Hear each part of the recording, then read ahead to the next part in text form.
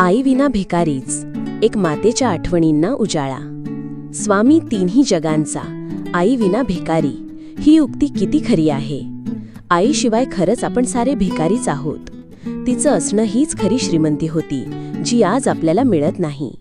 प्रत्येकाला आई असतेच, कारण आईशिवाय आपला जन्मच शक्य नाही. ती 9 महिने 9 दिवस 9 घटका 9 पळे आपल्याला उदरात वाढवताना सोसलेला त्रास तिच्यासाठी सुखकर असतो. तिला कितीही त्रास झाला तरी ती त्याकडे कायम दुर्लक्ष करते. मातेचे प्रेम आणि त्याग. बाळाचा जन्म झाल्यावर आईचा चेहरा पाहावा. तिला जणू पुनर्जन्म मिळाल्यासारखं वाटतं आणि ती जगातील सर्वात श्रीमंत व्यक्ती असल्याचा अनुभव घेते. बाळाचं हसणं आणि रडणं दोन्ही तिला स्वर्गसुख देतात. आईला आपली सर्व लेकरं प्रिय असतात.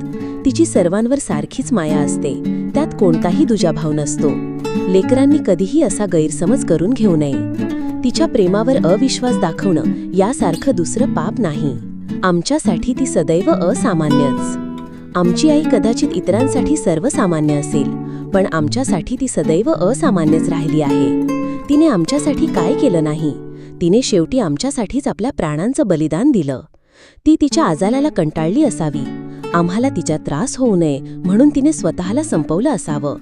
तिच्या कायमच्या डॉक्टरांनी हात टेकले तेव्हा दुसऱ्या कोणत्याही डॉक्टरांकडे कधीही न जाणाऱ्या तिने आता धसका घेतला. माझ्या डॉक्टरांनी माघार घेतली म्हणजे आता माझं खरं नाही असं तिला वाटलं असावं. ती आजारी पडली आणि बरी होण्याची काहीही चिन्हे दिसेनात. बाबांशिवाय तिने कोणाकडूनही सेवा करून घेतली नाही. लग्न झालेल्या मुली आईला बघायला आल्या तरी पाहून जात. आईने त्यांच्याकडूनही सेवा करून घेतली नाही. आम्ही दोन्ही मुलगे 2 सुना सेवा करण्यापूर्वीच तिने राम म्हटला. आठवणींचा ठेवा. आपली मोठी सून आपल्या आधी गेली याचं अतीव दुःख तिला नेहमीच चलत राहिलं असावं. तिच्यानंतर अवघ्या 2 वर्षांनी ती हे जग सोडून गेली. बाबांची सहचारिणी बाबांना कायमची सोडून गेली होती. लेकरांना दुःख होतंच, पण बाबांना झालेलं दुःख त्यांच्या डोळ्यात स्पष्ट दिसत होतं. बाबांनी माझ्या आईवर जीवापाड प्रेम केलं. रागाने बोलले तरी त्यात प्रेमाचा ओलावा अधिक होता.